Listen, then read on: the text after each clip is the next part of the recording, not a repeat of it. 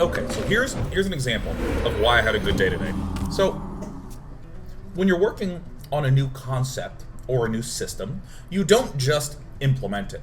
Unless you're at a company that I would say doesn't do good design. At a lot of game companies, the way that things are made is a designer just says, hey, make this. And then they just do. That's the process. So, that's a little crazy. That's not a robust testing procedure, but anyways. So if I have a new concept, and I think that it could be really, really cool, what I want to do is I want to implement some sort of basic version of it initially. And then once I have that basic version, I want to see how to slowly step towards my final version, getting good information along the way. Here's a really clean, simple, good example. So for a moment, let's suppose that Counter-Strike hasn't been invented yet. And Counter-Strike has what's called spray patterns, where when you hold the fire button, not only does your gun recoil up, but it also recoils in a very specific pattern. Let's see here. So what I want to do is 1, 2, 3. So I'm going to do this. I wonder. No, I want to do this. Nope, I don't want to do that. Hold on, let me just count real fast. So I do this first.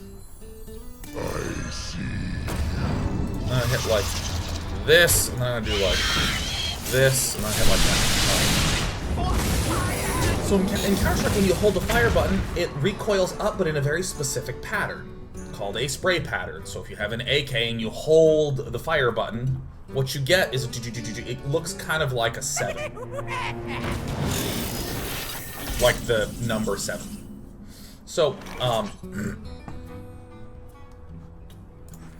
got the beast in my safe. And so, if you are playing Counter-Strike and you want to try to aim accurately, you have to aim in the reverse shape of the spray pattern, right?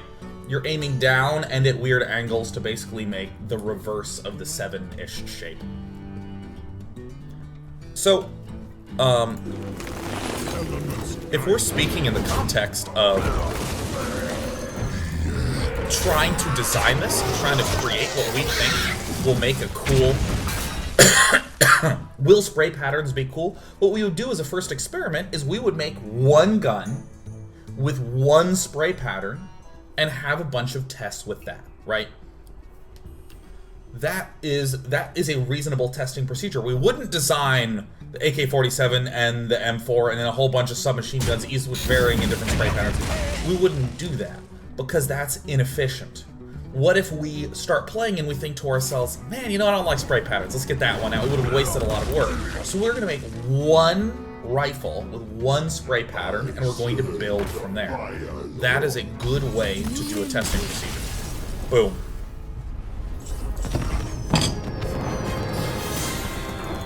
And I bring this up because, actually, I'm just going to go through some more examples of that because I think that's a really useful thought process. If you were going to make StarCraft, you might not start with all 3 races. You might make just Terran. You might isolate that problem a little bit.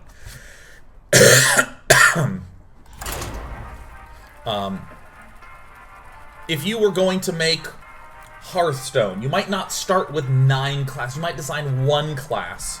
You might design a few cards, and you just figure out the rules of basic combat. Or you want to stay small, you start to grow. Thrall versus Garrosh. So you start a simple version of the end idea that you want. And so what's really exciting is that sometimes that very first version, which would be the first rifle, or it would be just Terran, or it would be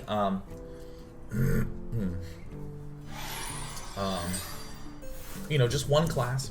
This first example, it actually turns out to be pretty damn fun and does a huge step forward and shows a lot of potential.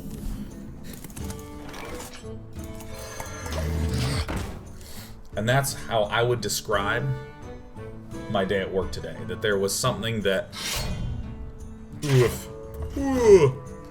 something that had a lot or what I thought would be a lot of work before it started to be actually reasonably fun. And instead, it was just pretty fucking cool right away. So I was very excited. We did a test of a new system that's going to be the start of a large set of systems. I was very happy with how it turned out. To the face, to the face. Do I have to do much programming? Not exactly.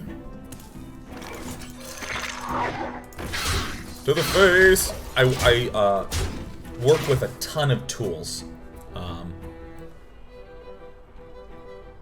So that's what's up. Rightfully Sisto, as a game designer, do you have to know coding? Or can you just use your tools to achieve your ideas? I mean, yes and no. I mean, I don't have to sit down and like write the code, but there's a certain thought process that you really need that coding provides to you, I feel.